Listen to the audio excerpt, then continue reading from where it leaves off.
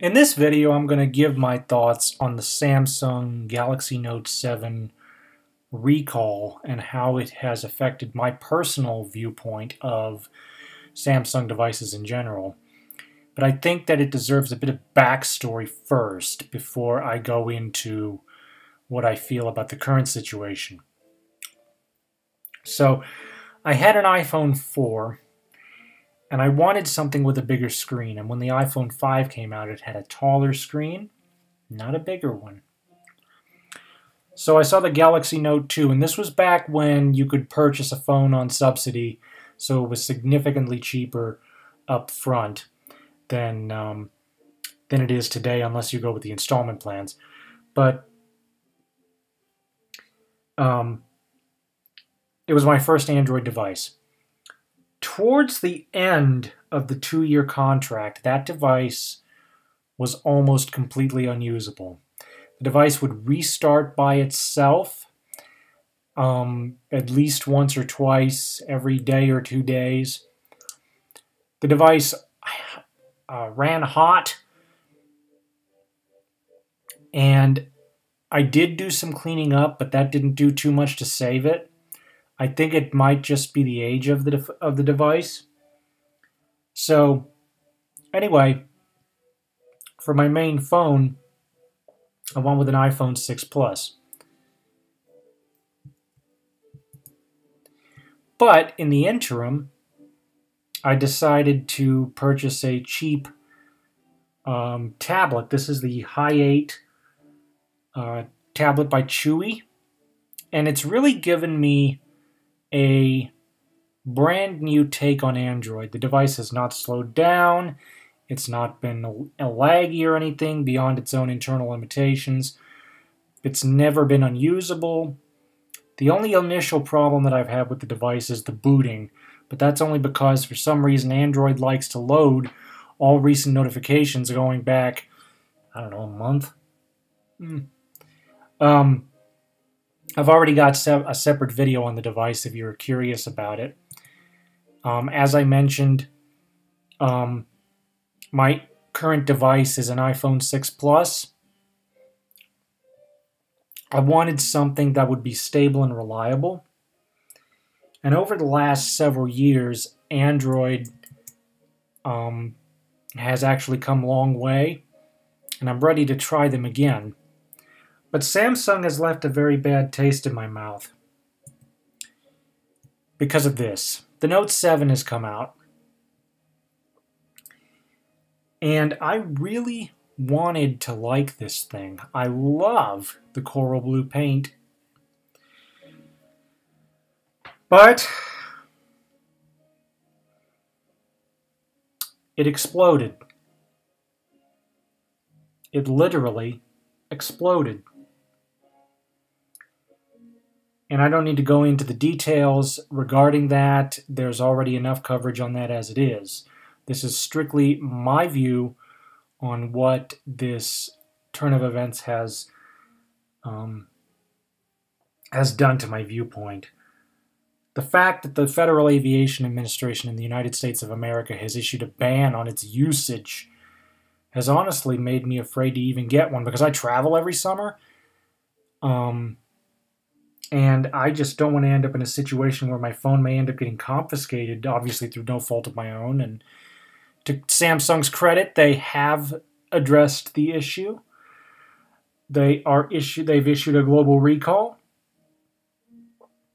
and they are doing the right thing. So kudos for being human and, putting the safety of your customers first. But at the same time, I just don't feel comfortable with a Samsung device anymore. That's going to be the case for at least the next contract cycle, maybe for even longer than that. And for those of you that were affected by this, I just hope that you guys are recovering from your injuries and that everything is, starting to go fine. For those of you who are not aware, the recall is in fact in effect, and they are really, really insisting that people who bought the device go in and get a replacement. Me, like I said, I don't think I'm going to get the device, not after this. So I examined other flagships and the pricing, HTC 10, the iPhone 7. The $600 to $800 out-of-pocket price tag is just too much for me. Some say it would be justified for some phones, Apple, but it doesn't make it, the right decision for somebody who's on a budget. And I've been on Verizon now for 10 years, and I really don't want to leave them. They've got really good coverage, and we've had very good luck with them. We've never had a problem. Budget-friendly devices on Verizon are very limited. Devices like the Honor 8 by Huawei and the Blue R1 are not CDMA compatible, which is to say they will not work on Verizon's network. Now, these phones are extremely cheap. The Blue, in particular, if you're an Amazon Prime member, can be had for $50.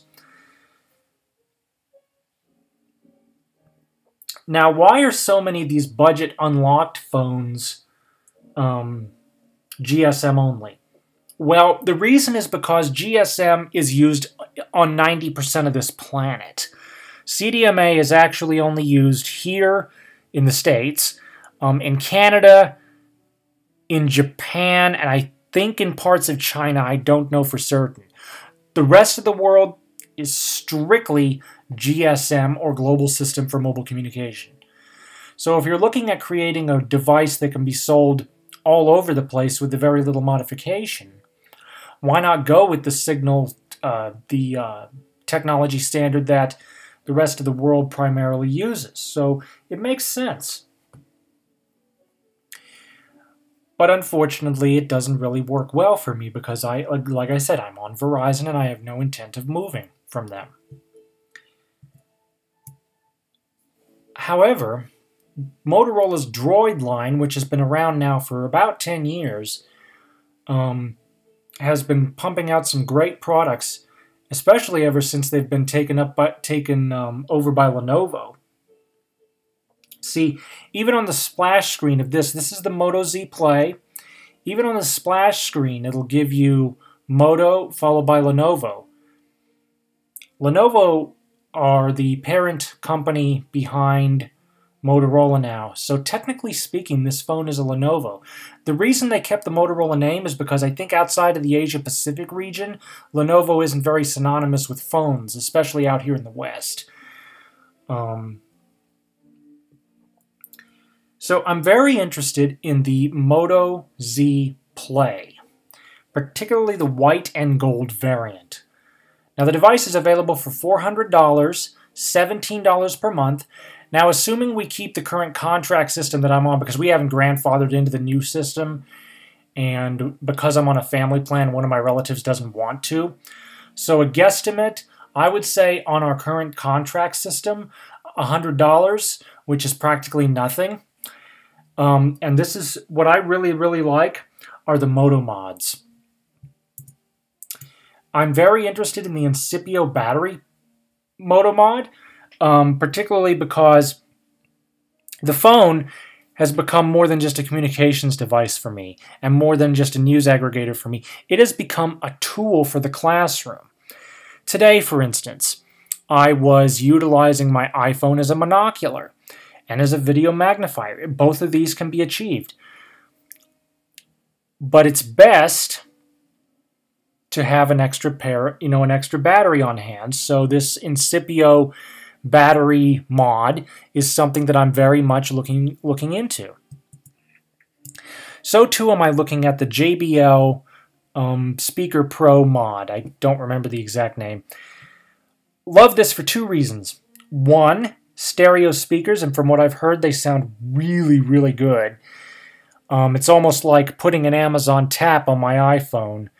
I mean, physically on my iPhone. I can connect the Tap to the iPhone over Bluetooth, but you get the picture.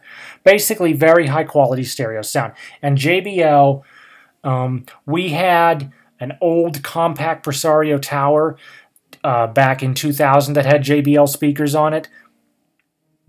Wow, beautiful sound. So I'm familiar with JBL's high quality. Really interested in this mod. I'm also interested in the fact that it's got a stand on the back, because if I want to do any movie watching or video watching and my hand gets tired, there you go. Or I'm on an airplane. Android is truly a wonderful platform for this sort of thing, but I am a little concerned about the fact that Amazon Video isn't directly available on Google Play yet. I'm hoping at some point they release that. I mean, Fire OS is based on Android, and Amazon Video works on it, but of course it's Amazon's own product. Yet at the same time, Amazon releases their other apps to the Google Play Store. I'm surprised that Amazon Video isn't out. But definitely back on track. Definitely looking into the JBL speakers if I were to go with this device. There are some other mods that I might not be too likely to get, but I'm going to share with you anyway. The InstaShare projector. This thing is $300, and the reason I might get it is because of the fact that it provides me a bigger monitor without having to worry about the lag of Miracast or dealing with crazy cables. All I would need is a blank wall, and this thing is supposed to be able to project up to 70 inches. Now, how bright that's going to be? Like I said, I don't know if it's worth the $300 or not, but it's still an interesting idea.